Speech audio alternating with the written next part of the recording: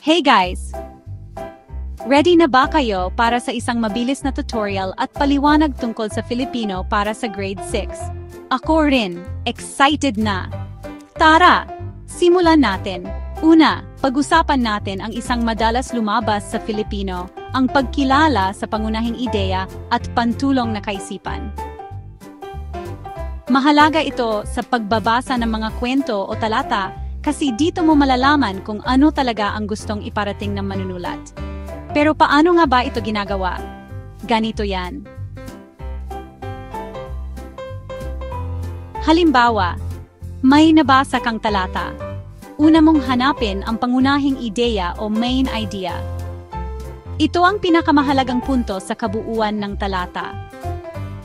Madalas, makikita mo ito sa unang pangungusap, pero minsan, nasa gitna o huli. Tapos, hanapin mo naman ang mga pantulong na kaisipan. Ito yung mga detalye na sumusuporta o nagpapaliwanag pa lalo sa pangunahing ideya. Parang silang mga kaibigan na tumutulong para mas makilala mo ang bida. Para mas malinaw, gawin natin itong step by step. Step 1. Basahin mong mabuti ang buong talata. Step 2. Tanungin mo ang sarili mo. Ano ba ang pinakabuong mensahe nito?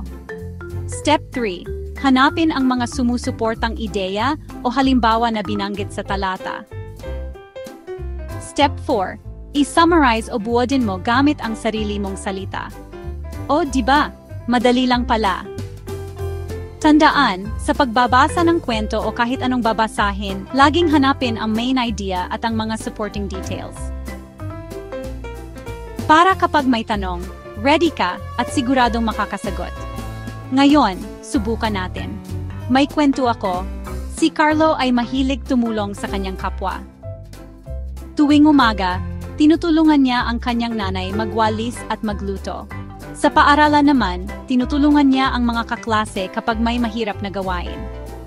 Ano ang pangunahing ideya? Tama! Si Carlo ay mahilig tumulong. Ano naman ang mga pantulong na kaisipan? Yung pagtulong niya sa nanay at sa mga kaklase. Sana natutunan ninyo kung paano kilalanin ang pangunahing ideya at pantulong na kaisipan gamit ang tutorial na ito.